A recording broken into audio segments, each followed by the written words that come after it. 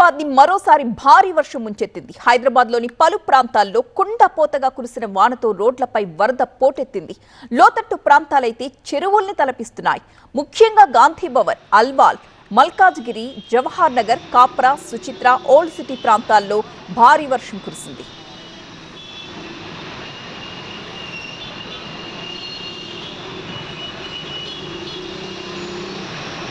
బేగంపేట నుంచి మరింత సమాచారం మా ప్రతినిధి ప్రణీత అందిస్తారు. హైదరాబాద్ సిటీలో నిన్న రాత్రి పడినటువంటి వర్షానికి ఇంకా చాలా చోట్ల దాని ఎఫెక్ట్ కనిపిస్తుంది.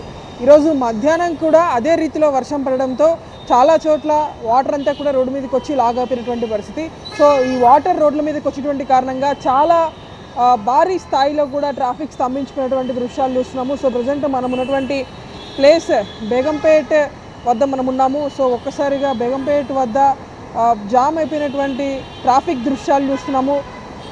మొత్తం బేగంపేట టువర్డ్స్ పంజాగుట్ట వెళ్ళేటువంటి రోడ్ ఇది.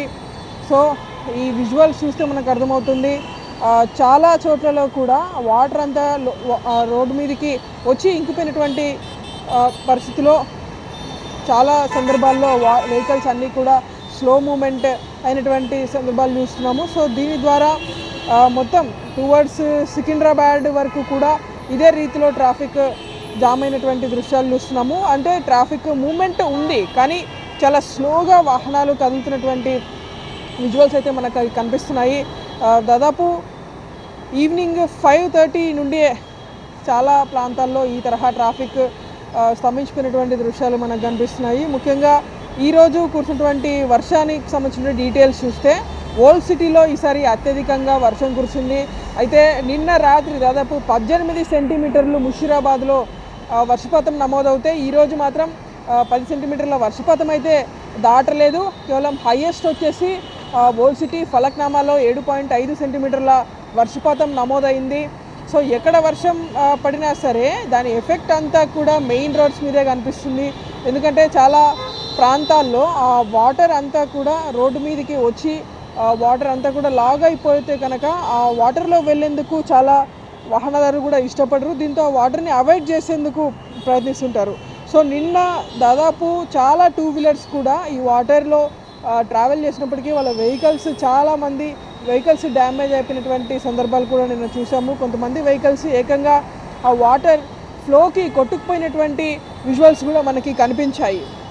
సో ఈరోజు సైతం ఇదే రీతిలో అలర్ట్ ఉంది కాబట్టి వాహనదారులు సేఫ్గా ఇంటికి వెళ్ళాలంటూ కూడా అధికారులు హెచ్చరిస్తున్నారు. నిన్న ఎస్ఆర్ నగర్లో ఒక వ్యక్తి ఈ వాటర్ ఫ్లోకి చనిపోయినటువంటి సందర్భాన్ని కూడా చూసాము. సో ఈరోజు సైతం వెదర్ అలర్ట్ ఉంది కనుక ఈరోజు రాత్రి కూడా మళ్ళీ అదే రీతిలో వర్షం పడేటువంటి ఆస్కారం ఉందంటూ అధికారులు హెచ్చరిస్తున్నారు. సో వీలైనంత త్వరగా వర్షం కురిసేలోపే ఇంటికి వెళ్ళండి అంటూ కూడా అధికారులు సూచిస్తున్నటువంటి పరిస్థితి. మరోవైపు హైడ్రాతో పాటు జిహెచ్ఎంసీ డిజాస్టర్ టీమ్స్ అన్నీ కూడా ఎలాంటి పరిస్థితులు ఎదురైనా సరే ఎదుర్కొనేందుకు సిద్ధంగా ఉన్నామని ప్రకటించారు. సో ఉదయం చాలా చోట్ల మనం చూసాము రాత్రి కురిసినటువంటి వర్షానికి భారీ వృక్షాలు సైతం నేలమట్టమైనటువంటి సందర్భాలు చూసాము. ఉదయమే జిహెచ్ఎంసీ డిఆర్ఎఫ్ టీమ్స్ వాటన్నిటినీ కూడా చాలా గంటల పాటు శ్రమించి తొలగించారు. సో ఈరోజు నైట్ కూడా అదే రీతిలో వర్షం మళ్ళీ పడితే మళ్ళీ అదే సిచ్యువేషన్ మనకి కనిపిస్తుంది.